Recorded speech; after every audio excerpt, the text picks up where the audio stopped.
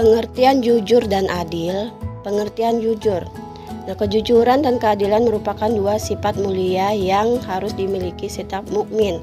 Keduanya harus ditanamkan dan dibiasakan sejak usia dini. Di sini pengertian jujur adalah suatu aspek karakter dan moral manusia yang berbudi luhur, di mana seseorang yang memiliki karakter tersebut pasti memiliki integritas, kejujuran, adil, tulus, setia, dan dapat dipercaya oleh orang lain. Jujur ada dua, yaitu jujur dalam perbuatan dan perkataan. Jujur dalam perbuatan adalah berbuat atau bertingkah laku apa adanya, tidak memanipulasi atau berpura-pura baik di depan orang, sedangkan dalam perkataan adalah berarti berkata apa adanya. Dan apa yang didengarkan itu yang disampaikan, tidak mengurangi dan tidak menambah. Kemudian manfaat jujur adalah sebagai berikut. 1. Mendapatkan kepercayaan dari orang lain. 2. Mendapatkan banyak teman. 3. Mendapatkan ridho Allah Ta'ala. Dan dengan bersikap jujur, maka seseorang akan memiliki perasaan yang lebih tenang dan lebih bahagia dalam menjalani kehidupannya. Orang-orang jujur dianggap memiliki integritas dan dapat dipercaya oleh orang lain, sehingga umumnya mereka lebih sukses dalam hidupnya. Dengan bersikap jujur, maka seseorang telah memberikan kebaikan terhadap diri sendiri dan juga bagi orang lain.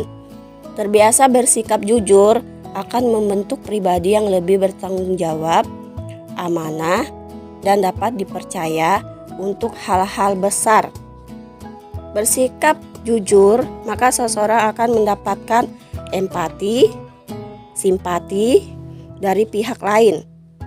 Terbiasa bersikap jujur akan menjauhkan diri dari berbagai tindakan yang melanggar norma dan hukum negara, misalnya korupsi, kolusi, dan nepotisme. Kemudian kita masuk dalam pembahasan adil.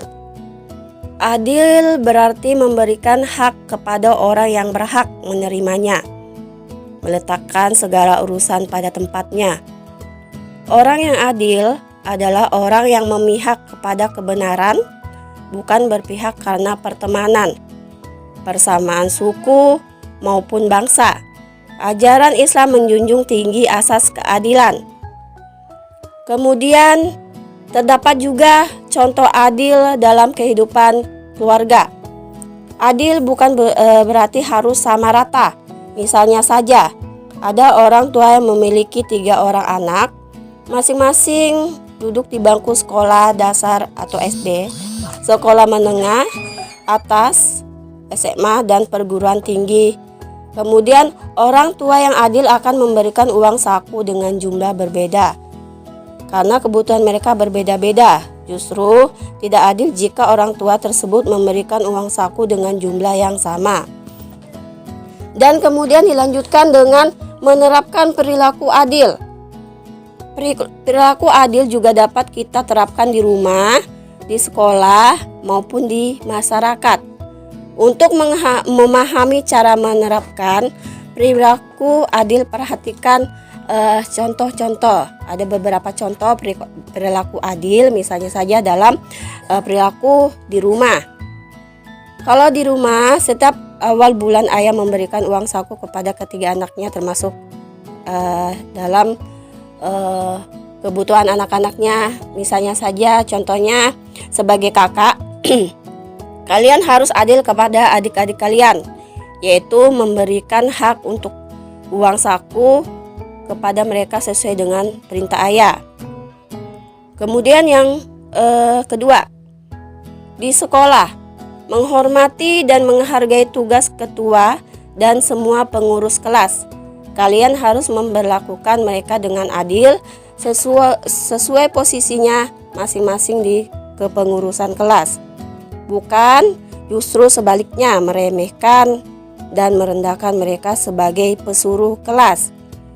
Itu contoh di sekolah. Kemudian contoh di masyarakat, berlaku adil kepada tetangga dan warga dalam satu RT, RW ataupun kelurahan. Memperlakukan tetangga dengan baik, tidak merusak nama baiknya dengan menyebarkan cerita-cerita negatif. Tidak mengganggu tetangga dengan suara musik yang terlalu keras dari dalam rumah kita. Mengapa demikian? Sebab tetangga juga punya hak untuk dihormati dan diperlakukan dengan baik.